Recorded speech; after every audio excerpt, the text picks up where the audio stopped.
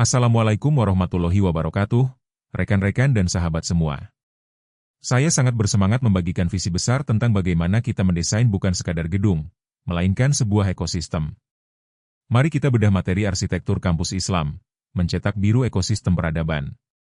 Selamat datang di perjalanan intelektual kita hari ini.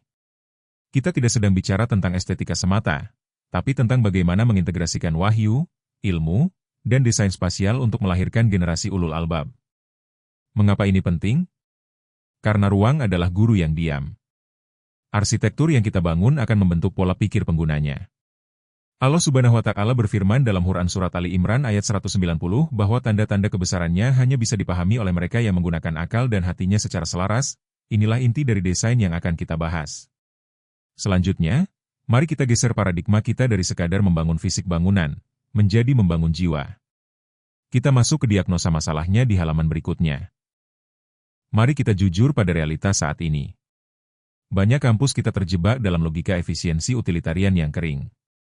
Di sana, pusat gravitasinya adalah gedung rektorat sebagai simbol birokrasi, sedangkan alam hanya menjadi dekorasi kosmetik. Dalam ekosistem adab, kita membalikan itu semua. Fokus utama kita adalah integrasi ilmu dan pembinaan karakter, dengan masjid sebagai jantung spiritual dan sosialnya. Kita ingin menciptakan desain biofilik yang memungkinkan mahasiswa melakukan tadabbur alam setiap hari. Ingat hadis Rasulullah Shallallahu Alaihi Wasallam, tempat yang paling dicintai Allah adalah masjid-masjidnya, hadis riwayat Muslim. Maka, masjid harus menjadi simpul, bukan sekadar pelengkap di pojok lahan. Selanjutnya, lantas, apa yang menjadi pondasi kokoh dari transformasi ini? Kita lihat landasan syariahnya. Setiap garis yang kita tarik dalam denah harus punya pijakan langit. Ada 5 pilar di sini. Pertama, pemuliaan ilmu sebagai pengingat tauhid, Quran Surat Al-Alaq, ayat 1-5. Kedua, derajat keilmuan yang diterjemahkan dalam martabat fasilitas yang kita berikan, Quran Surat Al-Mujadilah, ayat 11. Ketiga adalah adab dan privasi, di mana kita mengatur batas visual dengan etika yang terjaga, Quran Surat An-Nur, ayat 27 dan 58. Keempat, kesetaraan moral melalui desain inklusif, Quran Surat Al-Hujurat ayat 13. Dan terakhir, prinsip ihsan nirmudarat, bangunan harus sehat, aman, dan hemat energi, Quran Surat Al-Baqarah ayat 195. Arsitektur Islam adalah manifestasi dari makosid al-syariah dalam bentuk fisik. Dari prinsip-prinsip ini, bagaimana kita membagi zonasi di atas lahan? Mari kita bedah lapisan tapaknya. Kita menggunakan konsep cincin untuk menyeimbangkan keterbukaan dan perlindungan. Cincin terluar adalah zona transisi urban, wajah penyambut yang ramah bagi publik. Masuk ke cincin tengah, kita temukan zona akademik inti tempat kolaborasi ilmiah terjadi di laboratorium dan perpustakaan. Namun, yang paling krusial adalah inti terdalam, yaitu zona kehidupan spiritual. Disinilah asrama dan masjid utama berada, memberikan perlindungan dan privasi penuh bagi mahasiswanya. Ini adalah aplikasi dari konsep haram, atau area suci terlindungi, dalam tata kota Islam klasik yang menjaga ketenangan jiwa.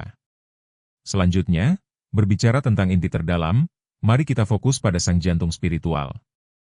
Kita ingatkan kembali bahwa masjid bukan lahan sisa. Di ekosistem ini, masjid ditempatkan pada titik persimpangan utama. Ia adalah simpul yang mengikat ritme ruang kampus. Kita menciptakan aksi simbolik, yaitu tata letak yang menegaskan secara visual bahwa pencarian ilmu tidak pernah terlepas dari penghambaan kepada Sang Pencipta. Desainnya pun harus mencapai kenyamanan paripurna, termal, visual, dan akustik tinggi agar mahasiswa bisa khusyuk.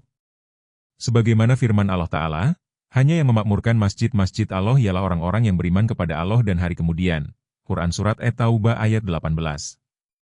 Selanjutnya, setelah mengatur orientasi spiritual, kita perlu mengatur interaksi sosial melalui hierarki privasi. Inilah peran arsitektur sebagai penjaga adab. Kita membagi ruang menjadi 4 level, publik, semi-publik, semi-privat, hingga privat.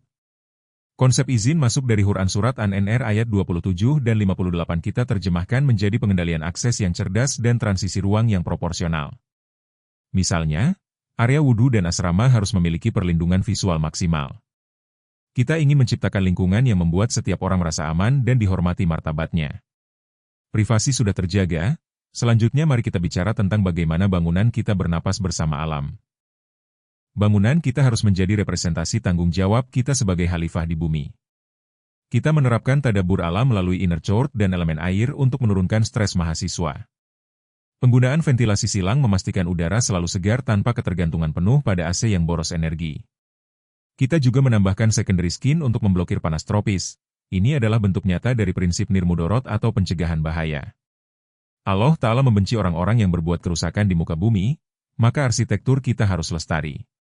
Selanjutnya, selain ramah lingkungan, desain kita harus ramah bagi semua manusia tanpa kecuali. Islam menjunjung tinggi keadilan spasial.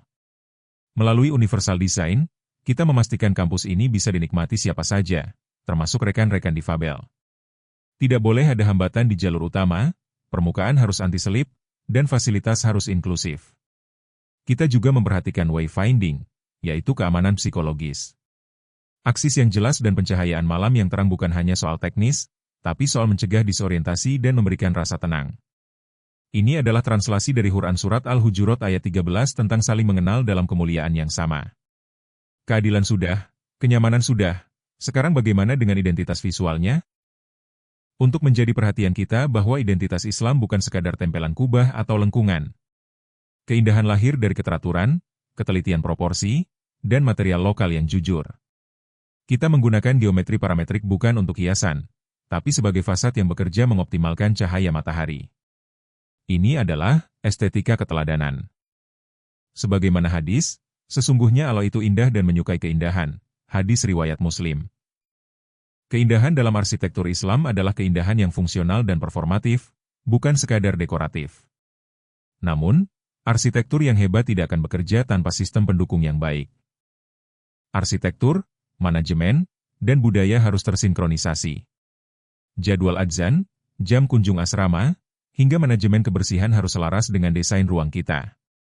Kita merancang ruang untuk mendukung musyawarah bermakna, etika majelis. Dan yang tak kalah penting adalah evaluasi berkelanjutan, kita harus mendengar umpan balik dari mahasiswa sebagai penghuni. Karena desain yang sukses adalah desain yang mampu beradaptasi dengan kebutuhan manusia di dalamnya secara dinamis. Akhirnya, mari kita lihat kesimpulan dari model ideal yang kita cita-citakan. Sebagai penutup, inilah potret utuh dari kampus ideal kita. Ia harus tauhidik, di mana setiap sudut mengingatkan kita pada Allah Ta'ala. Ia harus tertib, menjaga privasi dan adab. Ia harus inklusif, memberikan keadilan spasial bagi semua. Ia harus hijau, ramah iklim dan hemat energi. Dan terakhir, ia harus adaptif terhadap perubahan teknologi dan zaman. Inilah ekosistem peradaban yang kita impikan. Semoga ini menjadi amal jariah bagi kita semua dalam membangun peradaban yang berlandaskan wahyu dan ilmu. Wassalamualaikum warahmatullahi wabarakatuh.